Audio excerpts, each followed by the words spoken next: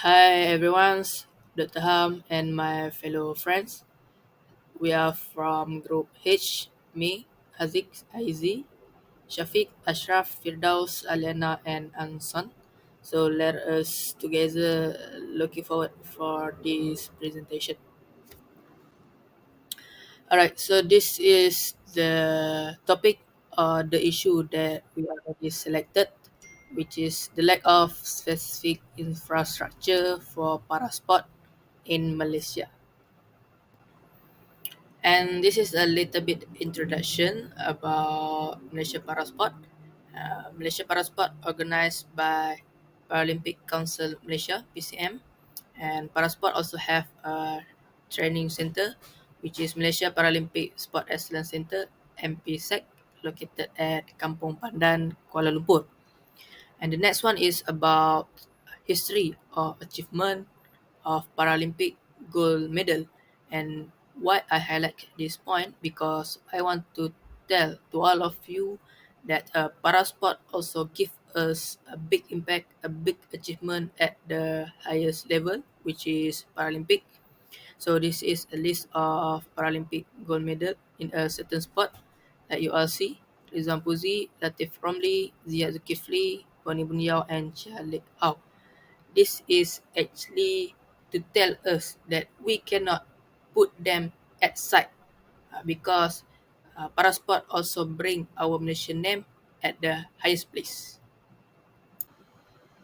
Okay, back to the issue, which is the lack of specific infrastructure for para sport in Malaysia. So we give to all of you a clear example, which is blind football Malaysia, Harimau Buta, does not have specific training grounds. And what the interesting thing is, and the interesting thing is what they do. They made a documentary or movie of their team and publish at cinema. And the movie or documentary is to tell to the Malaysian people of their journey of their teams. The aim of this movie and documentary is published to raise a funding, and from funding that they get, they want to make their own training ground. Next is significant and implication for various stakeholder. The first one, of course, is para athlete. Para athlete may face a challenge in accessing proper training facilities and equipment tailored to their specific needs.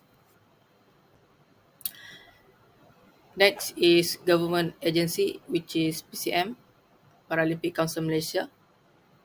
Uh, this may result in missed opportunity to compete at national and international level and showcase Malaysia's sport prowess. Okay, so my topic is conduct a thorough analysis of the chosen issue, considering its impact on different aspects of the sport industry in Malaysia. So, Paralympic in Malaysia are getting more and more attention from the government and the community due to the success of Paralympic sport at Olympic levels. And then the government has provided funds RM 324 million for national sport including para sport. So that's mean the achievement from Paralympic at Olympic level make community and government know about the Paralympics, and then the government have provide fund for sport in Malaysia also for the para sport, especially for training, allowance, and also facility. Okay, next, examine the implication for athlete, fans, sports organization, government sponsor, and the overall development of sport in the country. So, difficulty for national Paralympic athletes to train with the team because they are lack of infrastructure, so they don't have any courts to train like Malaya Buta, they don't have the personal court to train. So they need to rent others courts at Subang to training. So next, athletes are less exhaustic to train because they don't have the good facility, though, so that do not make environment for athlete to training well. So the Paralympic athletes performance is not good because they don't have motivation because of the facility. The old facility very different to others country because other country use the good facility also for Paralympic athlete.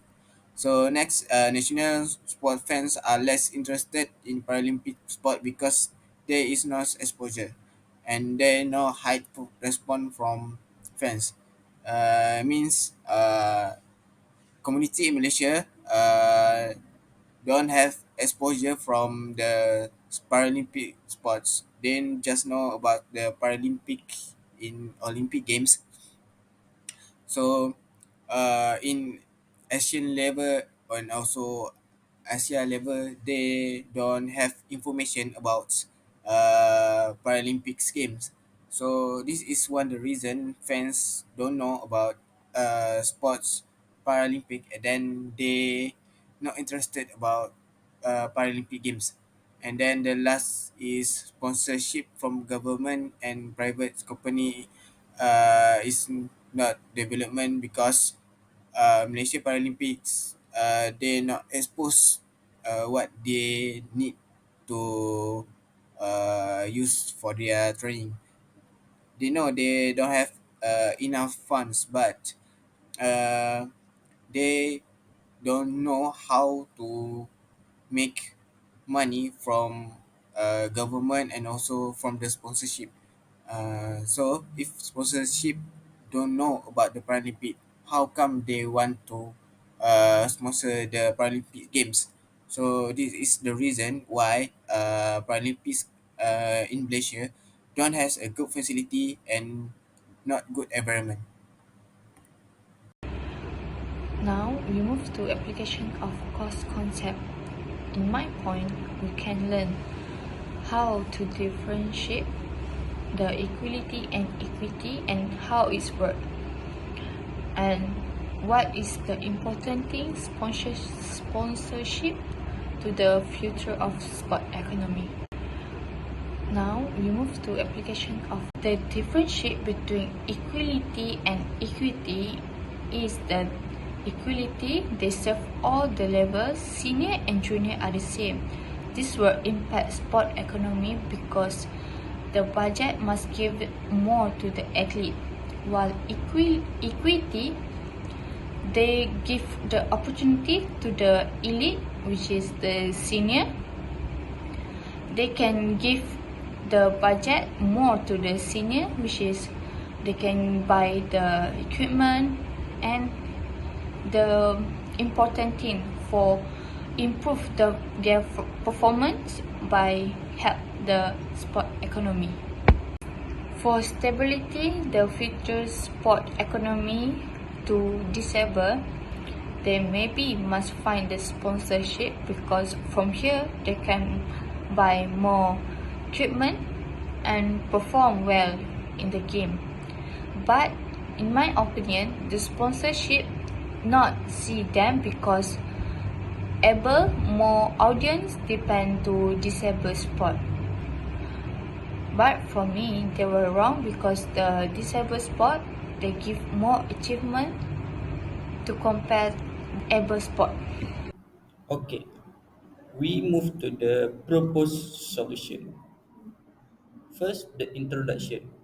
A critical problem that requires attention is Malaysia's lack of specialized infrastructure for para sports. Despite growing interest in and involvement in para sports, the lack of specialized facilities and resources presents serious difficulties for para athletes. Okay, next is develop practical and innovative solution. The development of workable and creative solutions is essential to overcoming the lack of specialized infrastructure. This requires working with technical and design professionals to develop adaptable sporting goods that meet the special requirements of para athletes. Technology may be used to create virtual coaching and training systems that can offer para athletes remote direction and assistance. Okay. Next is feasibility and realism. When developing solutions, it's crucial to take into account the viability and reality of the Malaysian sports landscape. A feasible strategy is to use already existing sporting venues and alter them to include para athletes. This entails implementing the essential accessibility adaptations such as ramps, handicap accessible facilities, and specialized training and competition areas. In addition, creating training facilities in partnership with regional communities, especially in regions with substantial para-athlete population, would offer easily accessible and practical facilities for their development. Okay, last but not least, justification with supporting evidence. First, research on participation and performance. The favorable effects of accessible infrastructure on participation and performance in para sports have been noted in numerous studies. For instance, a study that appeared in the Journal of Sport Management indicated that offering appropriate facilities greatly enhanced the participation rates of para athletes. Improved infrastructure not only makes facilities more accessible but also give disabled athletes more self-assurance and drive, which improve their performance. Next, success stories from other countries. Many nations that have made investment in specialized para sports infrastructure have reaped major rewards. The UK made investment in accessible facilities which increased the number of para athletes competing and their performance abroad. The successes of the British Paralympic squad at recent Paralympic Games serve as a testament to the values of specialized infrastructure. Similar to this, Australia's dedication to inclusive infrastructure to let their athletes attaining outstanding results in a variety of parasports competition. Next, economic and social impact. Investing in specialized parasports infrastructure might have advantageous economic and social effects. Hosting parasports tournaments and events can increase tourism, bring in money, and strengthen local economies. A more inclusive society is also promoted via inclusive facilities which stimulate social inclusion and help remove barriers and stigmas related to impairments. So there are a few examples of innovative infrastructure. There are several instances of creative infrastructure modification that effectively accommodate parasports. For instance, numerous nations have implemented inclusive sport facilities complete with specialized training rooms, adjustable equipment, and accessible services. These facilities offer specialized areas where para athletes can practice, compete, and improve their abilities. Hello, my name is Mafias Pinapi and I will go through to the implementation plan for the lack of specific infrastructure for parasport in Malaysia. So, the first implementation plan is conduct a need assessment. So, the Ministry of Sport and Youth should determine the particular infrastructure needs for para sport in Malaysia by consulting para athletes, sport organisation and professional. They need to analyse existing facilities and their accessibility for para athlete and also need to determine the priority areas for infrastructure development based on the need assessment. They also need to do a regular evaluation to measure the success of the implementation and make necessary adjustment to improve the infrastructure and programs for parasport in Malaysia. The need assessment should be done within 3 consecutive months. Okay, so the next part is collaborate with sport organization. So the incorporate parasport into your programs by collaborating with national and local sport organization. They need to promote parasport and find new athletes by holding a workshop and awareness campaign. They need to give a parasport para athlete, authorities and coaches chances for training and capacity building. So the sport organizations such as FAM, BAM need to identify talent and provide training opportunities for para athletes. They can organize a competition, leagues and event for para sport and para athlete. So they also can collaborate with the task force in designing and implementing inclusive infrastructure. So the collaboration with sport organization should be continued to ensure that the implemented program is effective for the athlete. So this step is considered successful when the increase in the number of para sport clubs and team is increasing. So next one is develop infrastructure development and guideline. The first one is create guidelines for designing and constructing inclusive and accessible sport facility for para athlete. They need to consider international standard and best practice in para sport infrastructure. Also need to ensure that the guideline address various sport discipline and cater to different disability types. So the government organization must allocate enough money and resources for the construction of para-athlete facilities. So the guideline for infrastructure development are complete need to complete in 2 months, whereas design and construction take 12 to 18 months. So the amount of accessible sport facility boot will serve as a barometer for how well this implementation strategy has worked. Okay, the last one is establish a task force, which is need to form a task force consisting of representative from relevant government agency, sport organization, disability advocacy groups, and para athletes. They need to assign clear roles and responsibility to each task force member and need to set up regular meetings and establish effective communication channel. So the task force need to conduct uh, a need assessment and feasibility studies to develop guidelines and standard for infrastructure development, secure finding, and oversee the design and construction processes.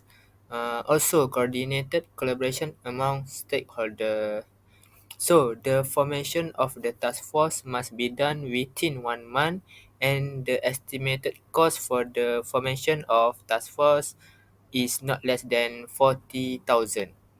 So, the effectiveness of this implementation plan is measured through feedback and satisfaction on survey from athletes and coaches. So, that's all from me. Thank you. So, in conclusion, there is a serious problem that needs to be solved about the absence of specialized infrastructure for parasport in Malaysia. The nation still face a number of obstacles in providing suitable venues and resources for parasport, despite attempts to promote diversity and create chances for athletes with disability.